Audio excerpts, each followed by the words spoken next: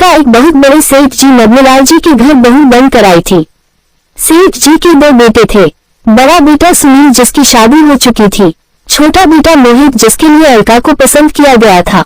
सेठ मदनलाल जी का कारोबार बहुत फैला हुआ था। देश विदेशों में उनके कई बड़े संस्थान थे जहां बहुत अधिक मात्रा में कपड़ा बेचा जाता था।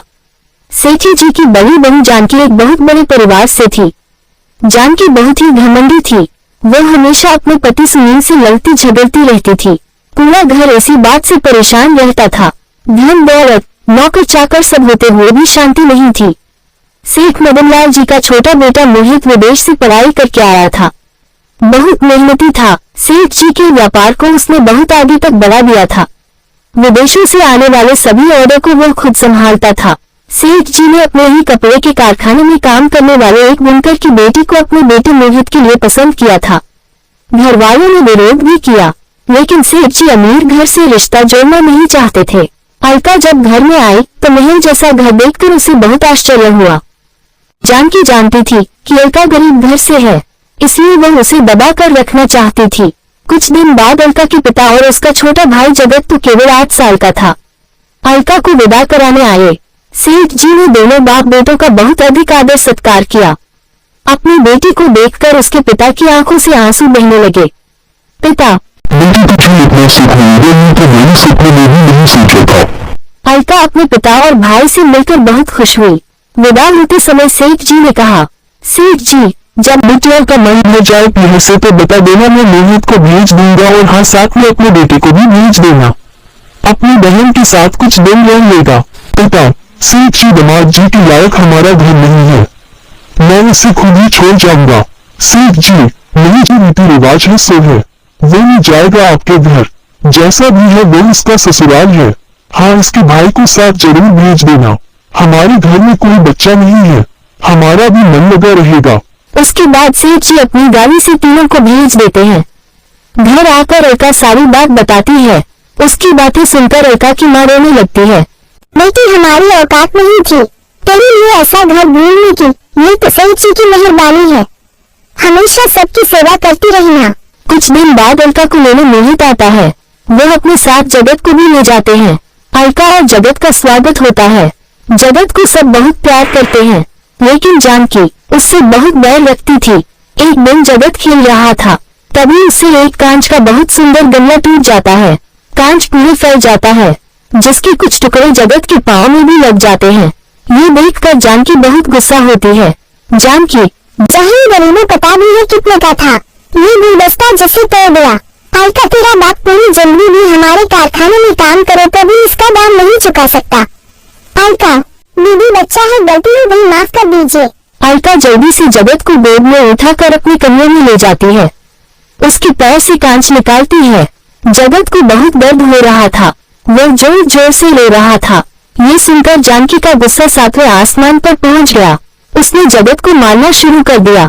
अलका उसे बचाती रही, लेकिन जानकी ने नहीं छोड़ा।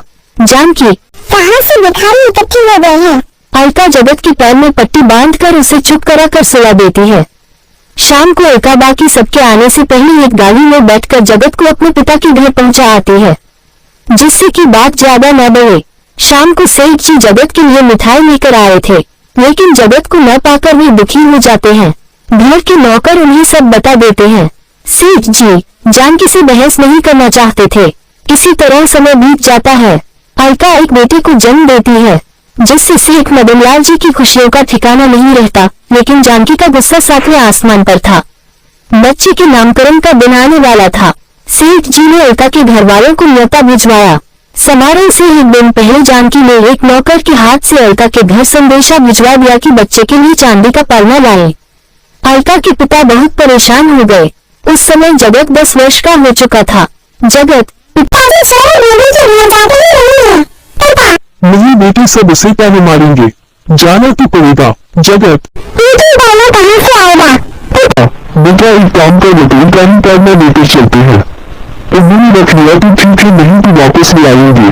दोनों बाप बेटे बहुत सी उपहार लेकर समारोह में पहुंच जाते हैं। सेठ जी और उनके दोनों बेटे उनका बहुत स्वागत करते हैं। जिस समय बच्चे का नामकरण होना था, उस समय बच्चे को पालने में लिटाना था। चांदी का पालना न देखकर जानकी बहुत गुस्सा हो गई। जानकी, तुम्हें ये लकड़ी का पाला मिला था, हमारी कुंडी तक क्यों है? मैंने कहा था चांदी का पाला लाना। ये सुनकर अलका के पिता बहुत दुखी होते हैं। पिता, बेटी हमसे जो बन पड़ा वो ले आए, हमें माफ कर दो। समझी जी आप क्यों माफी मांग रहे हैं? जानकी तुम्हें जो कुछ कहना है मुझसे कहो। वो बेचारे कहाँ से लाते चांदी का पालना और तुमने उनसे कहा ही क्यों पालना लाने के लिए? अलका पूजा के स्थान पर बैठी अपने पिता और भाई की बेइज्जती देखकर रो रही थी। जानकी, यहाँ पिताजी जो रिवाज है वो तो करनी ही पड़ेगी। सेठ जी, चुप हो जाओ बहू, सब मेहमान जुड़े हैं। मैं अभी चांदी का पालना मंगवा देता हूँ। जानकी, नहीं पिताजी, पालना तो मायके से ही आता है। जगत को बहुत गुस्सा आ जाता है। जगत, बड़ी दीदी मैं आपसे वादा करता हूँ, जब तक अपने भांजी के लिए चांदी का पालना नहीं मैं देता चैन से नहीं बैठूंगा। चलिए पिताजी। दोनों बार बेटे आंखों में आंसू लिए वहाँ से वापस चले जाते हैं। अगले दिन जगत काम ढूंढने लगता है। वह छोटी सी उम्र से ही मेहनत करके पैसे जोड़ने लगता है। इस बात को 10 साल बीत जाते हैं। इस बीच न अलका कभी अपने पीहर आए, न उसके पीहर से कोई उसकी ससुराल गया। सेठ जी अब बूढ़े हो गए थे। वे जागकर घर पर ही रहते थे। एक दिन उनके घर के सामने एक बड़ा सा ट्रक उतरा। उसमें बहुत सा सामान था। ट्रक के साथ आए मजदूर एक एक करके सारा सामान अंदर ले जाने लगे। सेठ जी ने उनसे पूछा, लेकिन वे बिना कुछ बताए सारा सामान घर के आंगन में रखा है। सेठ जी, ये सब क्या है? हमने तो कुछ नहीं मंगाया। तभी बाहर एक आलीशान कार आकर रुकती है। उसमें से एक बहुत सुंदर युवक बाहर निकलता है। घर के आंगन में पहुंचकर वह सेठ जी के पैर छूता है। सेठ जी, बेटा तुम कौन हो और ये सब क्या है? अलका और जानकी भी वहां आ जाती हैं। अलका, जगत तू कितना बड़ा हो गया, पूरे 10 साल हो गए तुझे देखे। जगत, दीदी आपने पहचान लिया।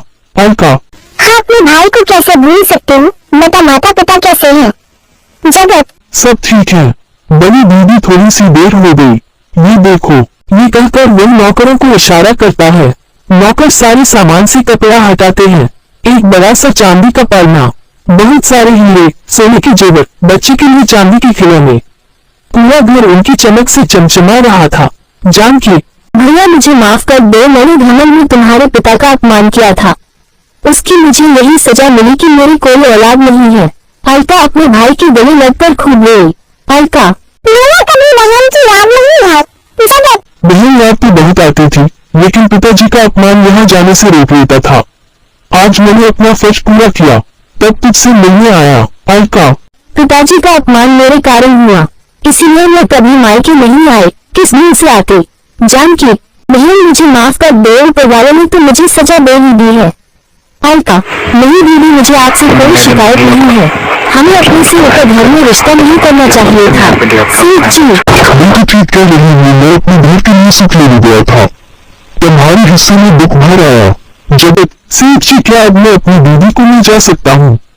इस चांदी के पालने में रोक रखा था आने को। सेठ जी, बेटा हमें शर्मिंदा मत करो। अपनी दीदी को ले जाओ, जब तक चाहे वहाँ रखना और अपने पिता से मिलने से हाथ जोड़कर माफी मांग लेना। अलका अपने 10 साल के बेटे को लेकर अपने भाई की गाड़ी में बैठकर अपने पीहर की ओर चल गई।